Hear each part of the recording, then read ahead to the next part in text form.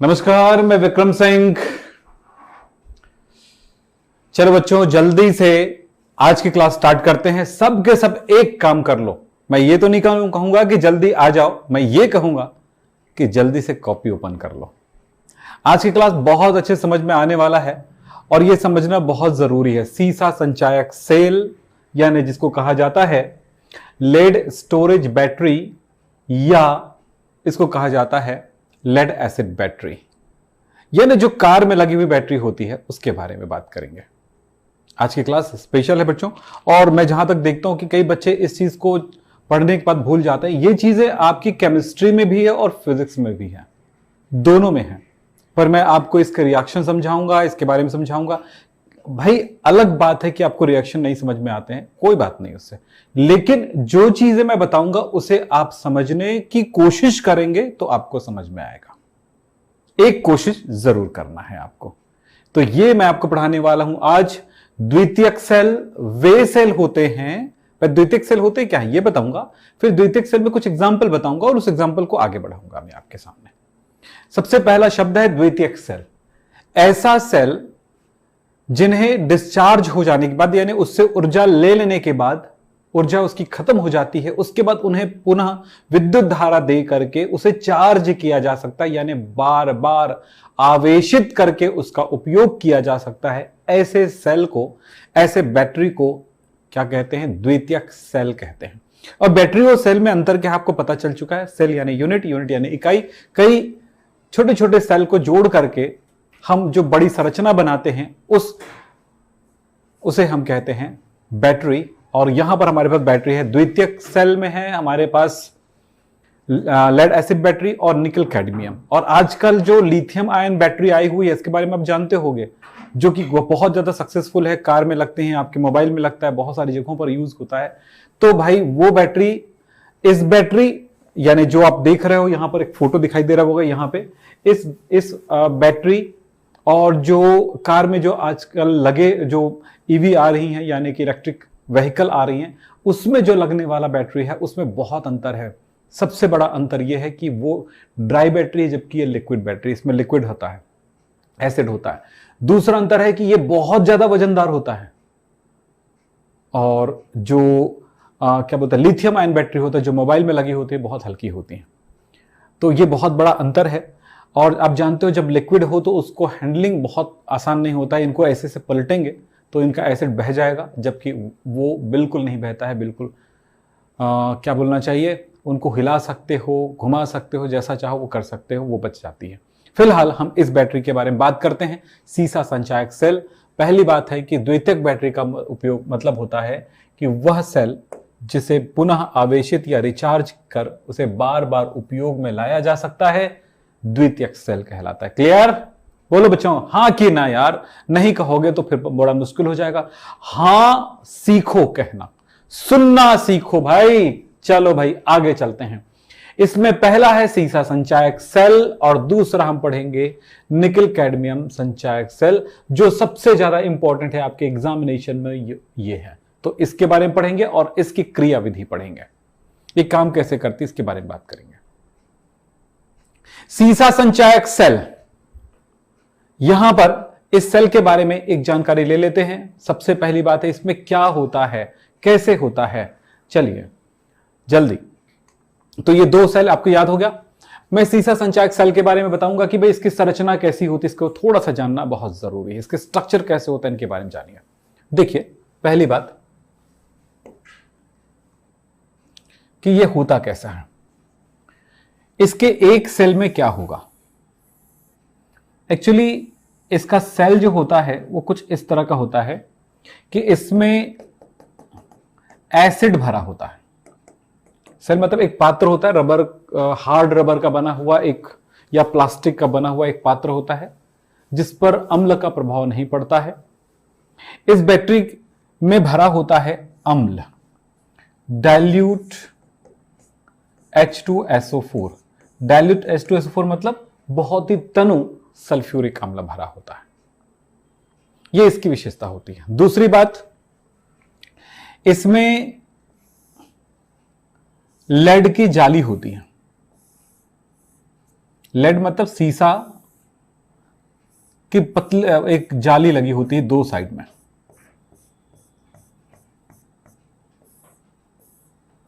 इस तरह से, दूसरे तरफ भी,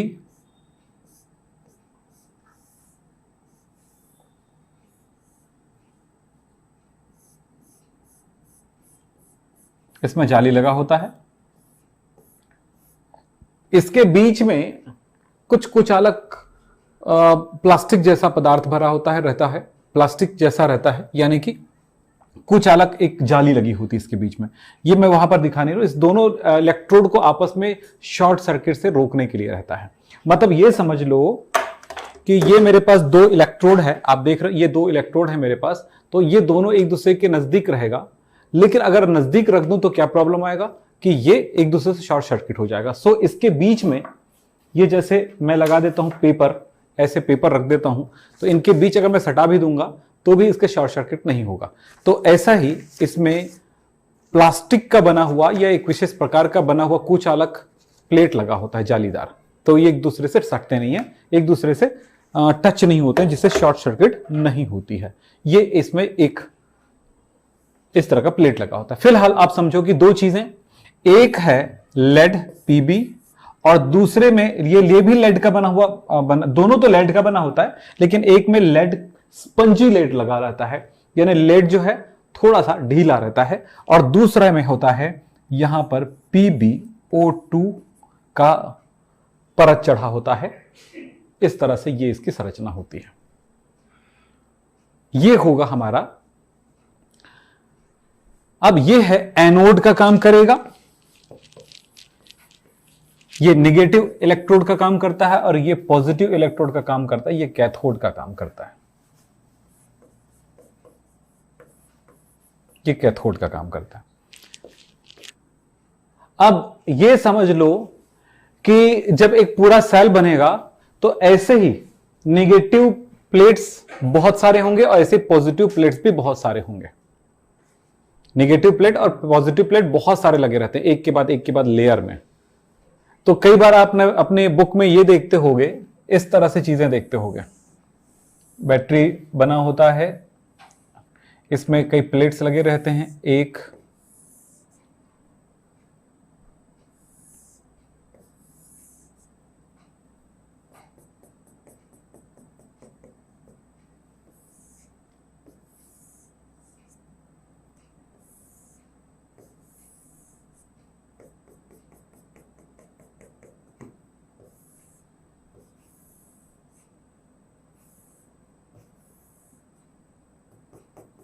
इस तरह से दिखाया जाता है, और ये वाला कनेक्शन को एक साथ जोड़ दिया जाता है इस तरह से, नेगेटिव, और एक दूसरा कनेक्शन हमारे पास आएगा, ये इसको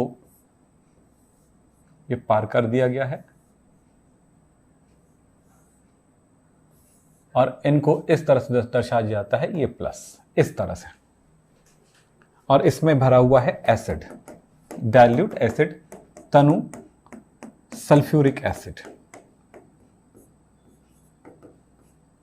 डाइल्यूट H2SO4, ये भरा होता है, इस तरह से दिखाया जाता है। तो ये बैटरी का एक पार्ट है, एक सेल है।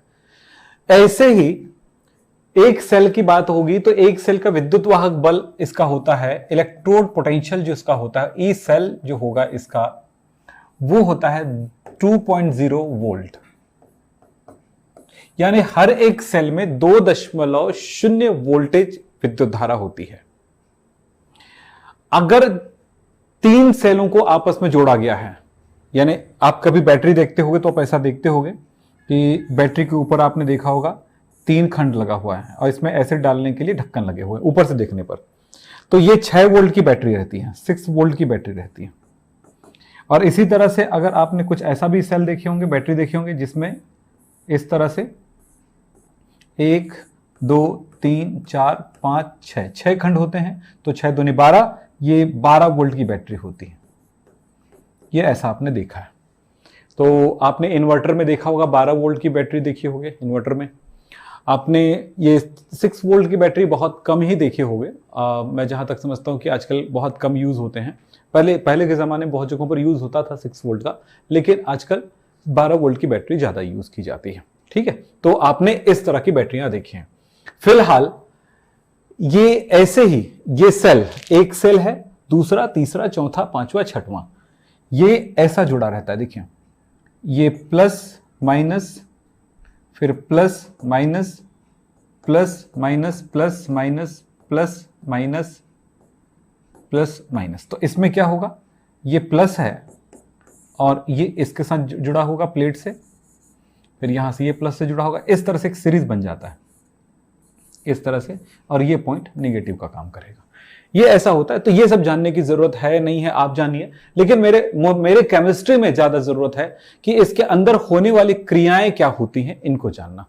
3 बातें आपने जाना है। पहली बात है इसका स्ट्रक्चर कैसा होता है, इनको कैसे संयोजित किया जाता है, और इसमें इलेक्ट्रोड के रूप में क्या लिया जाता है, और इसका विद्युत अपघट्य क्या लिया जाता है। इतनी सारी चीजों को आपने यहां पर जाना है। बताइए विद्युत अपघट्य क्या लिया जाता है? विद्युत अपघट्य लिया जाता है डाइल्यूट H2SO4। इलेक्ट्रोड क्या लिया जाता है? एनोड में लेड और कैथोड में PbO2 रखा जाता है। ठीक है, तो ये इतनी बात पता चल गया। स्ट्रक्चर अरेंजमेंट आपने देखा, फिर बात आपने देखा कि कैसे संयोजित करके बैटरी बनाई जाती है। इतनी चीजों को आपने जाना है। कितने वोल्ट की बैटरियां मार्केट में अवेलेबल रहती, ये भी आपने देखा है। अब मैं बात करूंगा यहां पे कि काम कैसे होता है, इसमें विद्युत धारा कैसे प्राप्त होगा, और इसे चार्ज किया जाएगा तो कैसे रिएक्शन होंगे, इनके बारे में हम बात करते हैं। पहली बात समझेंगे बैटरी का उपयोग सेल से विद्युत प्राप्त करना,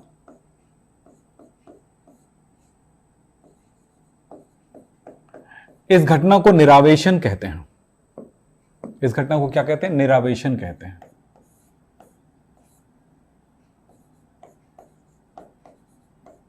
यानी डिस्चार्जिंग।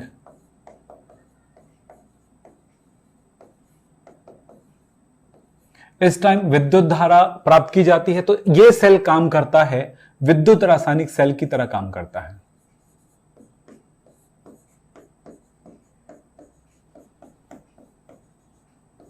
विद्युत रासायनिक सेल की तरह काम करता है, मतलब यहां पर रासायनिक अभिक्रिया होती है। रासायनिक अभिक्रिया होती है, रासायनिक अभिक्रिया होती है। रासायनिक अभिक्रिया से विद्युत ऊर्जा का निर्माण होता है।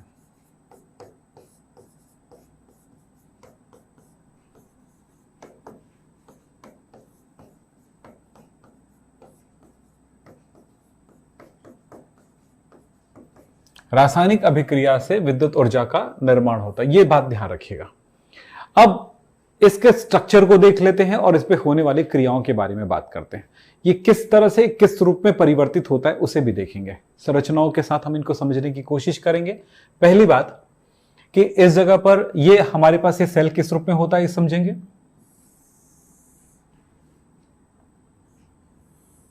आप मेरे साथ चित्रों को बनाएं, मैं लिख रहा हूं उसे नोट करें, ये आपके लिए नोट्स बन जाएगा, फिर थ्योरी लंबा चौड़ा लिख सकते हैं आप।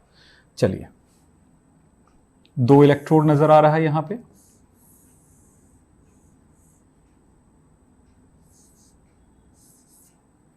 ये निगेटिव इलेक्ट्रोड जो कि प्योर लेड है, Pb है। दूसरा प्लस, इसमें लेड ऑक्साइड का परत चढ़ा हुआ है।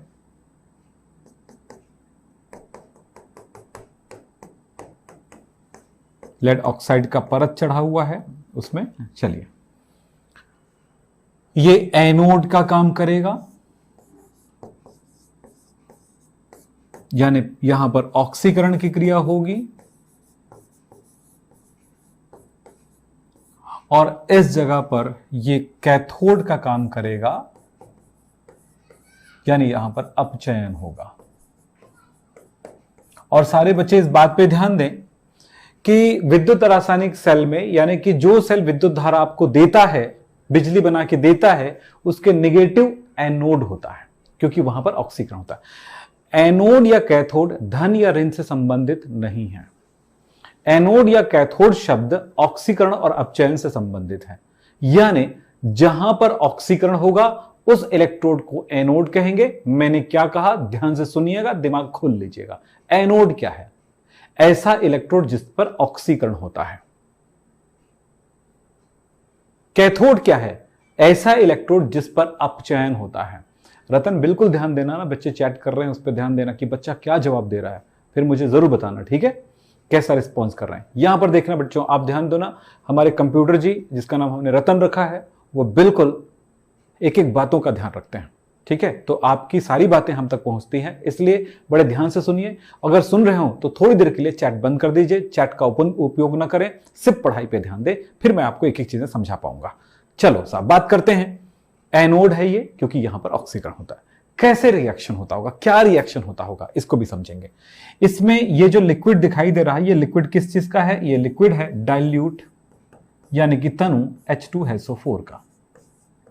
इसका मतलब है कि इसके अंदर ये H+ और SO4-2 के रूप में उपस्थित है। समझ रहे हैं? तो यहां पर होने वाली रिएक्शन के बारे में थोड़ी बात करते हैं कि किस तरह से इस पर रिएक्शन होगा। जरा समझेंगे तो यहां पर रिएक्शन, सबसे पहली बात है कि इसका आयनन वाले पार्ट को हम दिखाते हैं। आयनन यहां पर आयनीकृत रहता है H2SO4 किस रूप में? 2H+ और SO4-2 के रूप में। एनोड पर होने वाली क्रिया को मैं लिखूंगा, एनोड यानी यहां पर निगेटिव है, पर क्रिया।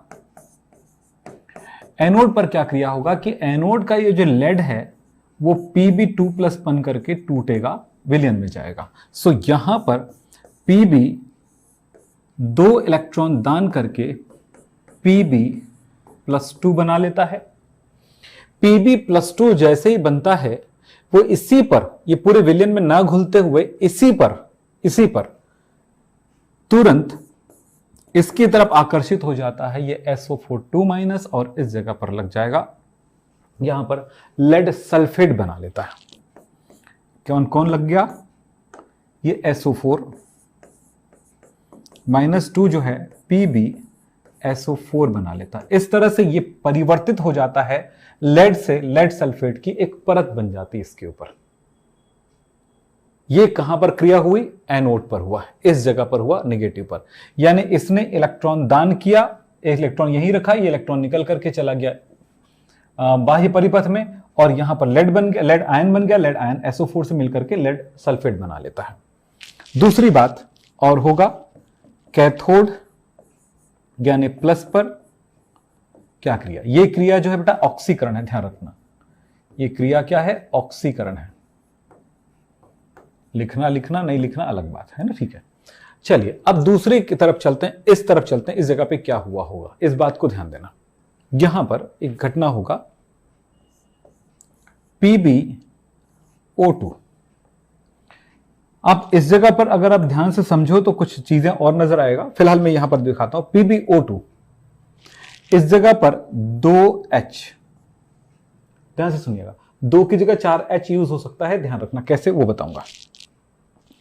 H+2 अगर आता है और 2 इलेक्ट्रॉन अगर लेता है तो उस स्थिति में ये H2 बन गया, हाइड्रोजन गैस। ये हाइड्रोजन गैस अटैक करेगा इस जगह पर, तो क्या बन सकता है? H2O बन सकता है। तो अब यहां पर उस चीज को न लेते हुए मैं यहां पर पूरी बातों को कवर कर रहा हूं, ध्यान से सुनिएगा। 2H+ की जगह यहां पर इस जगह पे 4, इसका पूरा का पूरा ऑप्शन लेना है हमें, तो 4H बनेगा। 4 इलेक्ट्रॉन इसकी तरफ आया, तो चारों का चारों ध्यान देना। और साथ में ये Pb जो बचा हुआ है SO4-2, तो यहां पर ये 4 इलेक्ट्रॉन की जगह सिर्फ 2 इलेक्ट्रॉन की जरूरत है, क्योंकि 2 इलेक्ट्रॉन यहां से मिल गया और 2 इलेक्ट्रॉन ये है। तो 4-4+ उदासीन हो गया और हमें मिला 4 हाइड्रोजन, 2 ऑक्सीजन, 1 पानी, अच्छा 2 पानी, 2 वाटर मॉलिक्यूल। ये Pb जो है इसको उदासीन हुआ है, 2 इलेक्ट्रॉन इधर चला गया, तो ये PbSO4 बन जाएगा। अब आप देख रहे हो बेटा कि यहां पर 2 घटनाएं हुई हैं कि ये पीबी, देखो यहां पर क्या हुआ, इस जगह पर होने वाली घटनाएं क्या हुई, इसको ध्यान से समझोगे। डिस्चार्जिंग के समय पीबी जो है PbSO4 में परिवर्तित हो गया, PbO2 ये PbSO4 में परिवर्तित हो गया, और साथ में पानी का निर्माण हुआ। यानी यहां पर एक घटना होता है कि इसका डाइल्यूशन हो रहा है, यानी ये जो सल्फ्यूरिक अम्ल है उसकी तनुता बढ़ रही है, यानी इसका घनत्व तो घट रहा है। पानी बन गया तो इस समय क्या बनता है, पानी बनता है, पानी काफी मात्रा में बनता है। तो क्या बोलूंगा मैं यहां पर, इस लाइन को थोड़ा सा लिखा देता हूं मैं, जल के निर्माण के कारण जो बैटरी होती है, बैटरी में जब वो पूरी तरह से चार्जित रहता है तो उसका घनत्व 1.38 होता है, ग्राम प्रति लीटर प्रति घन सेंटीमीटर। तो ये यहां पर ध्यान, ग्राम प्रति घन सेंटीमीटर कितना होता है, ग्राम प्रति सेंटीमीटर क्यूब होता है। से घट करके कितना हो जाएगा, ये हो जाता है 1.20 तक हो जाता है, ग्राम घन सेंटीमीटर प्रति घन सेंटीमीटर। जल के निर्माण के कारण घनत्व इतना से इतना हो जाता है, मतलब कम हो जाता है। अब समझ लें कि अगर आपका बैटरी का घनत्व कम हो गया है तो घनत्व कम होने से क्या हुआ, उसके डेंसिटी कम होने से वो पतला हो गया।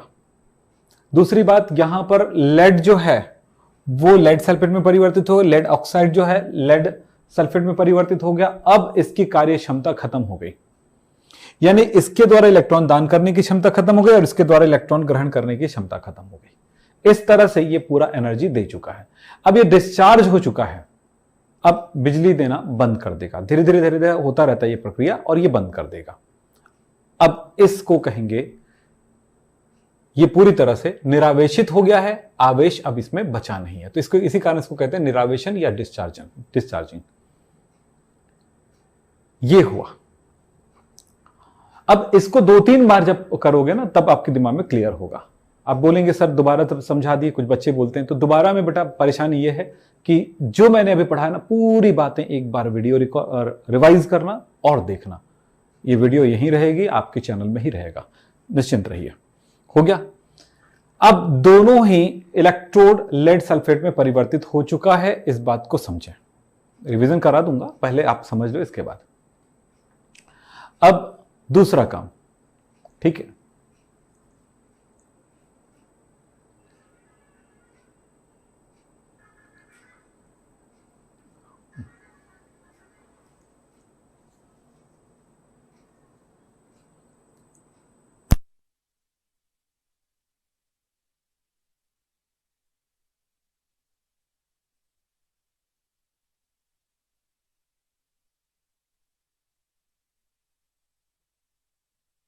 चलो हो गया।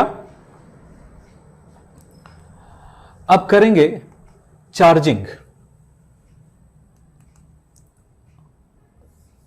सेल को चार्ज करना,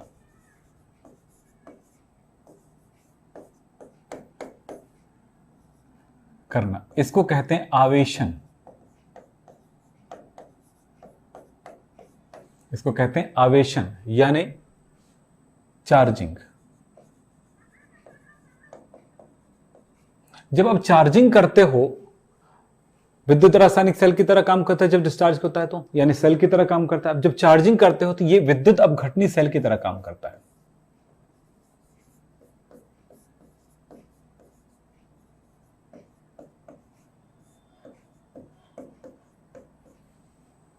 विद्युत अपघटनी सेल की तरह काम करता है। फिर बात करते हैं यहां पर क्रिया क्या होगी। रासायनिक अभिक्रिया से विद्युत ऊर्जा प्राप्त हो रहा था, यहां पर विद्युत ऊर्जा प्रवाहित करके रासायनिक अभिक्रिया कराते हैं। विद्युत ऊर्जा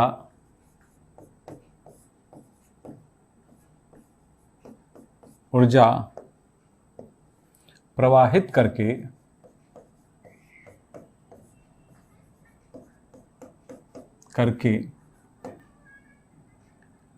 रासायनिक क्रिया कराते हैं। दर्द करता है यार।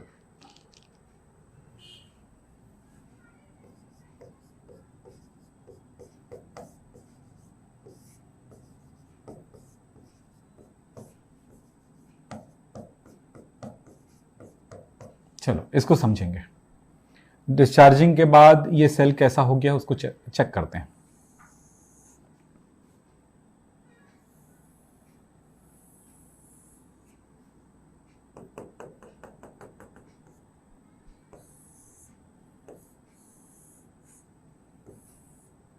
अभी आप देख रहे हैं दोनों इलेक्ट्रोड पर लेड सल्फेट है। अभी PbSO4 इसमें भी आ गया है और इसमें भी PbSO4 है।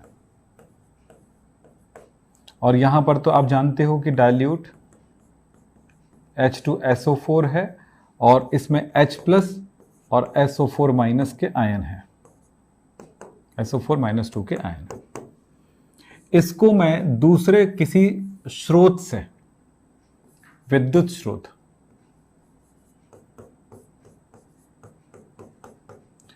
स्रोत से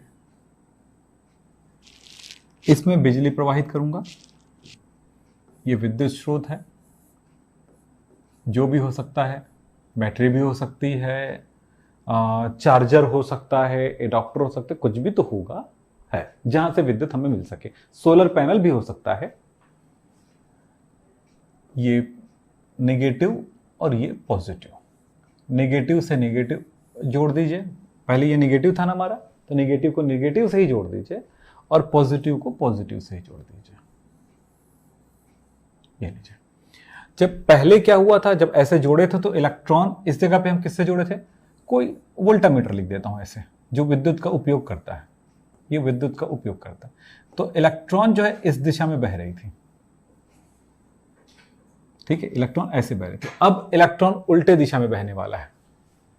अब यहां से इलेक्ट्रॉन जो निकलेगा वो इस दिशा में आते हुए, पर फिर भी ये नेगेटिव रहेगा और धन को धन इधर से इधर।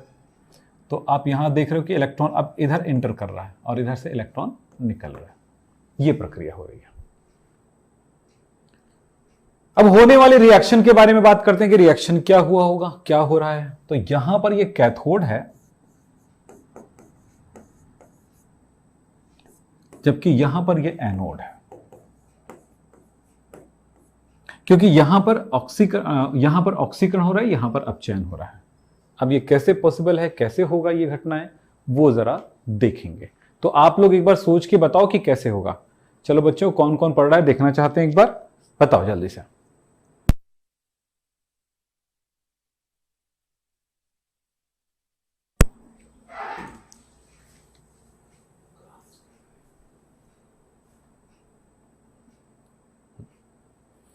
चलिए,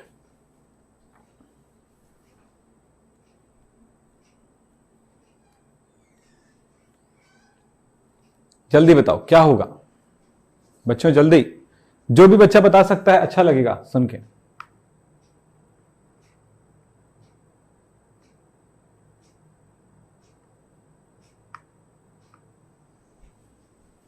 क्या होगा? तो सबसे पहले देखेंगे एनोड पर क्या क्रिया हो रही है। देखें,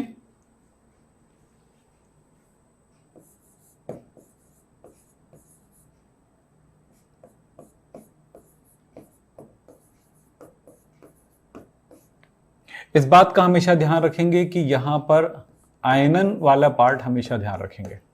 आयनन किसका? H2SO4 का दो पार्ट में H+ और SO4-2 में आयनन रहता है। अब आपको बेटा विद्युत अपघटन की प्रक्रियाएं हमने पढ़ाया है, विद्युत रासायनिक क्रियाएं पढ़ाए हमने गैल्वेनिक सेल में, विद्युत धारा लेना जो भी यहां पर यूज किए थे इससे पहले वाले में, और आपको विद्युत अपघटन भी पढ़ाए हैं। तो ये दोनों चीजों को आपने ठीक से पढ़ा है। तो अब यहां पर होने वाली घटनाओं को भी आप बड़े आसानी से समझ सकते हैं। इस रिएक्शन को जरा समझने की कोशिश करेंगे कि किस तरह से रिएक्शन हो रही है, जरा ध्यान दीजिएगा। पहली बात, एनोड ये है, इस जगह पर आप देख रहे हो कि SO4 है, PbSO4, PbSO4 है,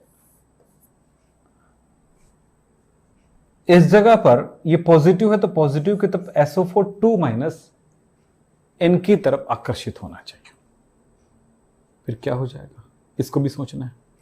दूसरी बात, यहां पर इस बात का भी ध्यान दें कि यहां पर SO4 2 प्लस के रूप में है, ये 4 प्लस में कन्वर्ट होगा। SO4 2 प्लस है, सॉरी Pb जो है Pb 4 प्लस है, वो 2 प्लस में कन्वर्ट होगा। कैसे? तो Pb 2 प्लस और 2 इलेक्ट्रॉन निकल जाता है। सॉरी कौन सा बेटा, ये 2 प्लस है जो 4 प्लस में कन्वर्ट हो जाएगा, 2 इलेक्ट्रॉन निकल जाएगा। चूंकि ये एनोड है, ऑक्सीकरण की क्रिया है, तो ये इस तरह से बनना, ये कैसे होगा? तो इस जगह पर पानी H2O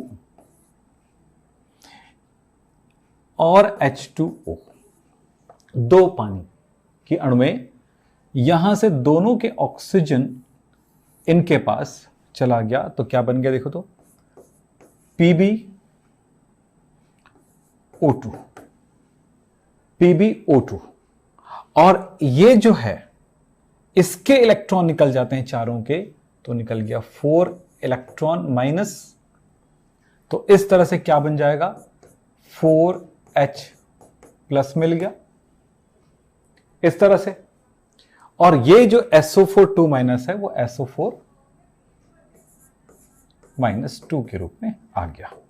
तो ये यहां पर आप देख रहे हो कि इस जगह पर SO4 2 माइनस बना और H प्लस भी बना यहां पे, और जो इलेक्ट्रॉन है यहां पर, ये जो इलेक्ट्रॉन 4 बना, वो 4 इलेक्ट्रॉन इधर से होते हुए सेल के अंदर चला गया। ये शॉर्टकट में एक लाइन में मैंने इस रिएक्शन को लिख दिया। अब देखो कैथोड पर क्या हुआ होगा।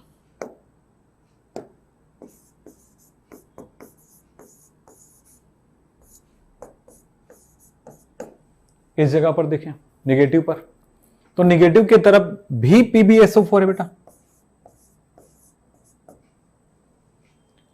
ये इलेक्ट्रॉन लेने वाला है, सो इन्होंने क्या किया, 2 इलेक्ट्रॉन ले करके Pb प्राप्त हो गया और SO4 माइनस 2 बन के निकल गया।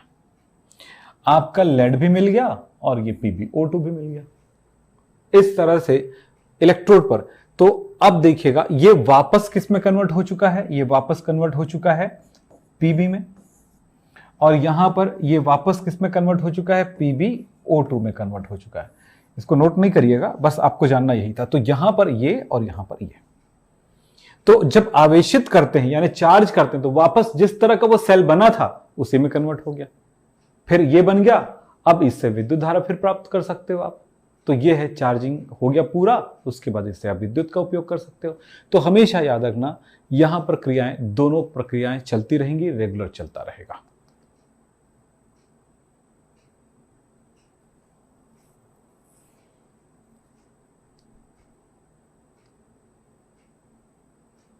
ठीक है, चलो। तो ये दोनों रिएक्शन को आप एक बार कोशिश करना, दोबारा पढ़ने और समझने की कोशिश करना, ये ज़्यादा ज़रूरी है। अब मैं यहाँ पर ये कहूँ बेटा और दोबारा इसको बताऊँ तो फिर टाइम ज़्यादा लग जाएगा। इससे बेहतर है कि जो जो मैंने बताया उस वीडियो को, उस पार्ट को एक बार रिवाइज करके वीडियो ज़रूर देखना, तो आपको एक एक चीज़ें समझ में आ जाएंगी। अब हम समझेंगे यहाँ पर अगला पॉइंट है ईंधन सेल। हमारा अगला टॉपिक है ईंधन सेल। ईंधन सेल किसे कहेंगे? वे सेल जिसमें सीधे ईंधन का उपयोग किया जाता है, वे सेल जिसमें सीधे ईंधन का उपयोग किया जाता है विद्युत ऊर्जा के प्राप्ति में, इसे कहा जाता है ईंधन सेल। ईंधन के रूप में उपयोग किया जाता है हाइड्रोजन गैस, मीथेन गैस, इन सारी चीजों का, और इसको ऑक्सीकृत करने के लिए, रिएक्शन कराने के लिए ऑक्सीजन गैस प्रवाहित की जाती है। तो ऐसे सेल को कहा जाता है ईंधन सेल या फ्यूल सेल। तो यहां पर मैं आपको दिखा रहा हूं, एक पिक्चर दिखा रहा हूं, ध्यान से देखिएगा। यहां पर क्या दिखाई दे रहा है? हाइड्रोजन गैस फ्यूल है जो इस जगह पर इलेक्ट्रोडों के द्वारा ग्रहण किया जा रहा है और वो आगे बढ़ रही है। दूसरी तरफ से आप देख रहे हो कि ऑक्सीजन गैस आ रहा है, एयर आ रहा है, वो इन दोनों के साथ रिएक्शन करके पानी का निर्माण कर रहा है। यहां पर आप समझो, इन चीजों को मैं दिखा रहा हूं आपको, देखना आप क्या है। हाइड्रोजन गैस प्रवाहित हो रहा है। यहां पर ये क्या चीज है? ये इलेक्ट्रोड है बेटा। ये क्या चीज है? इलेक्ट्रोड है। ये ग्रेफाइट का इलेक्ट्रोड है जिसमें प्लेटिनम के बहुत बारीक दाने हैं। तो ये प्लेटिनम युक्त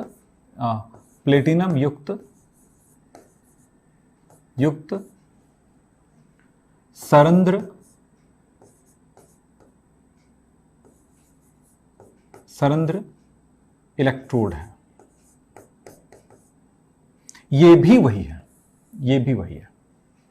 इसमें भी बहुत बारीक छिद्र है और इसमें बहुत बारीक दाने प्लेटिनम के। प्लेटिनम यहां पर उत्प्रेरक का काम करता है। हाइड्रोजन और ऑक्सीजन जहां पे रहेगा वहां पे अगर प्लेटिनम है तो प्लेटिनम एक ऐसा उत्प्रेरक होता है कि हाइड्रोजन और ऑक्सीजन की क्रियाशीलता को बढ़ा देती है और उसकी क्रियाशीलता बढ़ने से वहां पर रिएक्शन हो जाता है। यानी हाइड्रोजन और ऑक्सीजन गैस को एक सिलेंडर में भर दो, कोई रिएक्शन नहीं होगा। एक छोटा सा कण प्लेटिनम का डाल दो, ब्लास्ट, आग लग जाएगा। हाइड्रोजन और ऑक्सीजन की क्रिया होगी, पानी बनेगा, बहुत सारी ऊर्जा निकलेगी जिससे ब्लास्टिंग होगा। तो ऐसा होता है। तो प्लेटिनम यहां पर उत्प्रेरक का काम करता है। तो यहां पर देखिए हाइड्रोजन गैस और यहां पर बीचों बीच भरा हुआ है कोई अम्ल या क्षार का इलेक्ट्रोलाइट, यहां पर भर दिया जाता है डाइल्यूट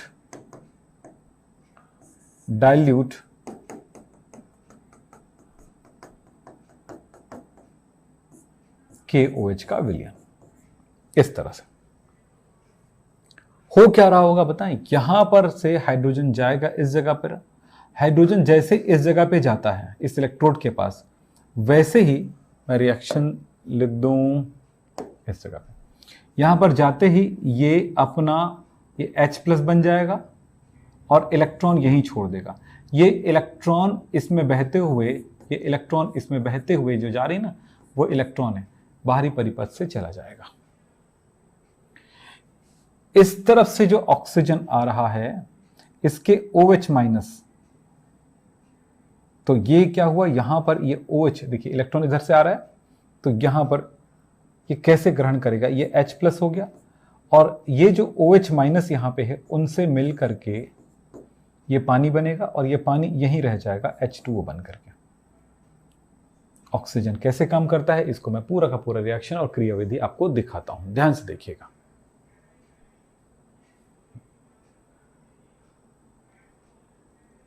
देखिए कैसे रिएक्शन होता है, कैसे क्रियाएं होती हैं, उनको जरा देखिए। जो ये देख रहे हैं उसी की क्रिया को थोड़ा सा मैं यहीं पे दिखा रहा हूं, आप ध्यान से देखिएगा बस।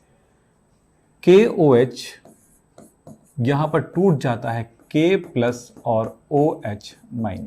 कहां पे? इस जगह पर। यहां पर थोड़ा सा होश पोश हो रहा था तो मैं अलग से दिखा देता हूं। एनोड पर क्या क्रिया होगी? एनोड यहां पर नेगेटिव इलेक्ट्रोड है, इस जगह पर क्या होगा ये समझेंगे। इस जगह पर हाइड्रोजन गैस यहां से आ रहा है, देखो OH- है, तो OH- इस जगह से, तो OH- क्या करता है जरा देखिए। हाइड्रोजन गैस के साथ OH- आएगा, 2 ठो लिया और ये अपना दोनों इलेक्ट्रॉन दान करके बन जाएगा क्या चीज? H2O, 2 अणु है। कैसे हुआ होगा इसको यहां पर भी समझ सकते हो आप, यहां पर देख लीजिएगा। इस जगह पर इसका ये जो OH- है, इस जगह पर ये OH- इस हाइड्रोजन से मिलते हैं। किससे मिलता है? H+ से। ये जो H+ जा रहा है, हाइड्रोजन जा रहा है H से, तो ये H से हाइड्रोजन से मिलता है इस जगह पे और अपना इलेक्ट्रॉन निकाल देता है। तो ये एक्चुअली हो क्या रहा है? एक्चुअली हो रहा है कि H जो है H+ में कन्वर्ट हो रहा है। दोबारा समझाऊंगा, टेंशन मत लीजिएगा इस जगह पे। H जो है H2 है, यानी H है, ये H2 जो है H है, इलेक्ट्रॉन दान करके H+ में परिवर्तित हो रहा है और H+ जो है OH- से मिलकर के पानी बना रहा है। इस तरह से इलेक्ट्रॉन निकल रहा है।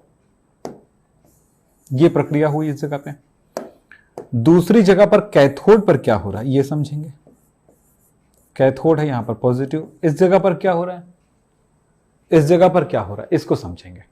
इस जगह पर ऑक्सीजन गैस आ रही है O2, यहां जो पानी बन रहा है इस पानी के साथ मिल जाएगा, ये पानी बना ना, पानी के साथ मिल जाएगा, 2 टाइम्स लिख दूं, और वो जो इलेक्ट्रॉन जो आया उस इलेक्ट्रॉन को ग्रहण कर लेगा। तो कितने बार हो जाएगा, ये हो गया ऑक्सीजन हाँ ये 4, तो ये 4 बार मान लेते हैं, 4 इलेक्ट्रॉन संतुलित करने के लिए 4 इलेक्ट्रॉन। इस तरह से 4 टाइम OH माइनस बन रहा है। यहां पर बनता है OH माइनस और यहां पर उस OH माइनस को यूज हो जाता है। सो देखें इस जगह पर इलेक्ट्रॉन फ्री हो रहा है और इस जगह पर इलेक्ट्रॉन आ रहा है। देखिए इलेक्ट्रॉन इधर आते हुए आप देख रहे हैं। मैं दोबारा आपको दिखा देता हूं चित्रों को अपनी कॉपी में कैसे बनाएंगे और इसके रिएक्शन को कैसे लिखेंगे। ये दोनों को समझ चाहिए, थोड़ा सा काम है बस और ज्यादा कुछ नहीं है, बिल्कुल सिंपल। देखो बेटा, ये सेल होता क्या है, एक पूरी तरह समझो तो एक ऐसे समझ लो, एक ऐसा सेल है। अब अगर ऊपर से देखूं सेल तो गोलाकार दिख रहा है मान लेते हैं, तो यहां पर एक प्लेट लगा हुआ है, यहां पर ये पर्दे लगे हुए हैं, ये पर्दा लगा हुआ है। अब इसको हमने बनाया कैसे है, हमने इसको ऐसे दिखाया आपको। अभी यहां पे मैंने आपको ऐसे, ये जो सेल है मान लेते हैं, तो इसको मैंने ऐसे करके दिखाया, तो ये 2 पर्दे दिखेंगे। ऐसे खड़े कर दूंगा तो इसमें 2 पर्दे दिखाई देंगे बीच में, ठीक है। तो इसको समझो, चित्र बना देता हूं। वो चलती हुई चित्र थी, अब यहां पर थोड़ा सा बना लेते हैं इसको। एक बॉक्स समझ लो, ऐसे सिलेंडर जैसा। इतना सिंपल नहीं रहता भाई, ध्यान बता दूं, बस इसका एक सिंपल डायग्राम देख रहे हैं। ये लीजिए, ये पर्दा है, इसमें एक साइड से हाइड्रोजन गैस प्रवाहित किया जा रहा है और दूसरे साइड से ऑक्सीजन गैस प्रवाहित किया जा रहा है। ये मैंने बताया था ग्रेफाइट का बना हुआ सरंध्र इलेक्ट्रोड है, यानी पर्दा है, जिसमें प्लेटिनम भरा हुआ है। मैंने पूरा लिख दिया है, यहाँ पे प्लेटिनम के टुकड़े हैं। ये देखो, प्लेटिनम युक्त सरंध्र इलेक्ट्रोड किसका बना हुआ, ग्रेफाइट का बना हुआ। इसमें डाइल्यूट KOH सॉल्यूशन भरा हुआ है, ये लीजिए, और इसमें बस रेगुलर चलते रहता। तो इसमें अंदर क्या चीज है, K+ और OH- का आयन है। ये निगेटिव इलेक्ट्रोड है और ये पॉजिटिव इलेक्ट्रोड है। जिधर हाइड्रोजन है उधर निगेटिव और जिधर ऑक्सीजन है वो पॉजिटिव। रिएक्शन आपको दोबारा बता देता हूं आपको। चलो, KOH टूट जाएगा K+ और OH- में। निगेटिव इलेक्ट्रोड पर क्या होगा, जो एनोड का काम कर रहा है, इसके तरफ OH- आया, वो इलेक्ट्रॉन दान कर दिया, और इस तरफ जो आया था H, वो अब ये इलेक्ट्रॉन दान कर दिया तो क्या बचा, OH बन गया और यहां पर H है। ये H है और OH है, दोनों जुड़ जाएंगे तो क्या बोल सकते हैं इसमें, H2O बन गया। ये प्रक्रिया हुई, ये इलेक्ट्रॉन फ्री हुआ और इलेक्ट्रॉन यहां से निकलने लगा। सिंपल सा रिएक्शन। अब ज्यादा जोर जबरदस्ती वाली बात करेंगे तो बहुत सारी चीजें कि ऐसे भी बोल सकते थे कि H2O जो है, H जो है अपना इलेक्ट्रॉन दान कर दिया और H+ बन गया। H+ जो है वो OH- ग्रहण कर लिया और इस तरह से H2O बन गया। ऐसा भी बोल सकते हैं। बोलने की कई तरह की बातें हो सकती हैं, समझ रहे? तो आप इस बात को समझ लें। तो जिधर से हाइड्रोजन दान किया जा रहा है, तो इसको मैं पूरी तरह संतुलित रूप में लिख दूं, 2 2 2 2। प्लस पर क्या हुआ, प्लस की तरफ होता यह है कि वहां पर पानी, ऑक्सीजन, ये लीजिए, 4 हाइड्रोजन, 4 ऑक्सीजन, 4 इलेक्ट्रॉन, ये ले लिया और 4 OH- बना लिया। तो यहां पर OH बनता है, OH- बनता है और इस तरफ से इस तरफ OH- आता है। इस तरह से यहां पर इलेक्ट्रॉन ग्रहण किया जा रहा है, तो इस तरफ से इधर इलेक्ट्रॉन बह रही है। इस इलेक्ट्रोड से इस इलेक्ट्रोड की तरफ इलेक्ट्रॉन बहती है जब विद्युत धारा प्राप्त किया जाता है। और साथ में इस जगह से हमें क्या मिलती है, पानी मिलता है, H2O। तो आप देख रहे हो कि यहां पर हमने हाइड्रोजन ईंधन का उपयोग किया, कोई प्रदूषण नहीं हुआ। पानी ही बना, कोई प्रदूषित गैस नहीं बना, तो इससे प्रदूषण नहीं होते। तो ईंधन सेल के क्या लाभ हैं उनके बारे में हम बात कर सकते हैं। ईंधन सेल डिटेल में कुछ बातें, कुछ थ्योरी में यहां पर लिखते हूं, छोटा सा देख लें क्या बात है यहां पे। ईंधन सेल साधारण विद्युत रासायनिक सेलों से कुछ भिन्न होते हैं। इनमें ऑक्सीकृत होने वाला पदार्थ इलेक्ट्रोड की धातु पर नहीं वरन सेल में भेजा जाने वाला ईंधन होता है। यानी यहां पर क्या बोला जा रहा है, ईंधन सेल में इलेक्ट्रोड धातु का नहीं, जबकि यहां पर एक ईंधन होता है। जबकि आपने जितने भी सेल देखे थे उसमें जो विद्युत धारा उत्पन्न करने वाला पदार्थ था तो वो इलेक्ट्रोड था, धातु था। यहां पर विद्युत धारा प्राप्त बनाने वाला जो पदार्थ है वो ईंधन है। ये एक अंतर है। दूसरी बात यहां ये भी समझ लें कि ईंधन के रूप में हम किन किन चीजों का उपयोग करते हैं। ईंधन के रूप में हम लोग करते हैं hydrogen gas, methane gas, ethane gas, ये इस तरह की चीजों का उपयोग करते हैं। लेकिन सबसे महत्वपूर्ण हाइड्रोजन ईंधन गैस जो होता है हाइड्रोजन ऑक्सीजन गैस होता है।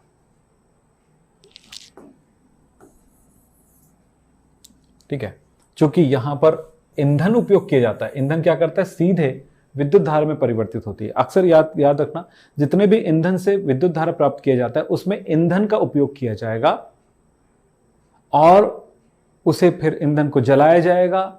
जलाने के बाद ऊष्मा प्राप्त किया जाएगा, ऊष्मा से जनरेटर चलाया जाएगा, जनरेटर चलने पर फिर वो विद्युत बनती है। यानी कि बहुत सारा प्रोसेस होता है, जिससे क्या होता है, एक रूप से दूसरे रूप में ऊर्जा का परिवर्तन होते समय बहुत सारी एनर्जी लॉस होती है, जिसको हम कहते हैं एंट्रोपी। एंट्रोपी होने से बहुत सारा एनर्जी का लॉस हो जाता है, यानी उपयोग नहीं हो पाता ऊर्जा।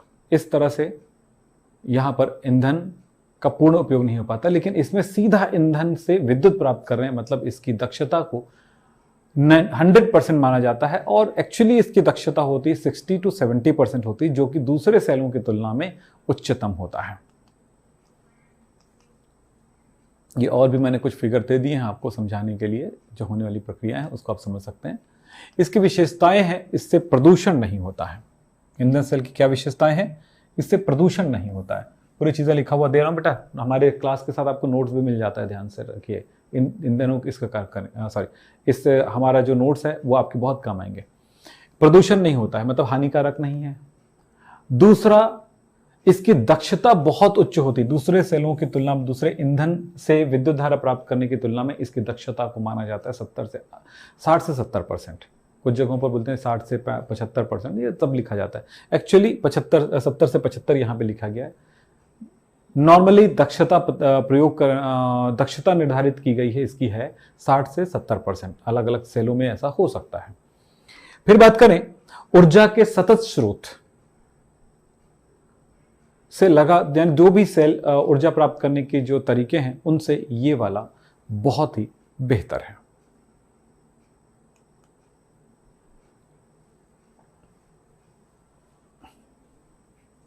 इसकी क्या खास बात है जरा समझेंगे। ईंधन सेल के निर्माण में आने वाली कुछ कठिनाइयों के बारे में भी बात कर सकते हैं। एक, गैसीय ईंधन को कम ताप तथा उच्च दाब पर एकत्र करके रखना थोड़ा कठिन होता है। ईंधन सेल इलेक्ट्रोड में प्रयुक्त होने वाले जो उत्प्रेरक होते हैं बहुत महंगे होते हैं। प्लेटिनम, पैलेडियम और लेड या सिल्वर, ये महंगे होते हैं। सेल के उचित ढंग से कार्य करने के लिए 3 प्रवस्थाएं, जैसे कि होता है गैसीय ईंधन, द्रव विद्युत अपघट्य और ठोस इलेक्ट्रोड को ठीक से एक दूसरे के संपर्क में लाने में थोड़ी कठिनाई होती है, और इस तरह के सेल बनाना और इसको मेंटेन करना थोड़ी कठिन होता है। फिर बोलते सेल की दक्षता बहुत अधिक होती, ये अच्छी बात है। होना तो 90-95% होना चाहिए था, लेकिन इतना एक्चुअल होता है 60 से 70%।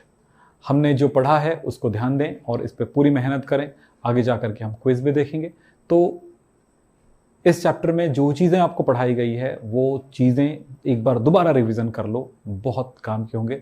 जब हम आने वाले क्लास में आएंगे तो हम कुछ नया लेके आएंगे। तो आज की क्लास यहीं पे समाप्त करते हैं। नमस्कार, धन्यवाद, थैंक यू वेरी मच।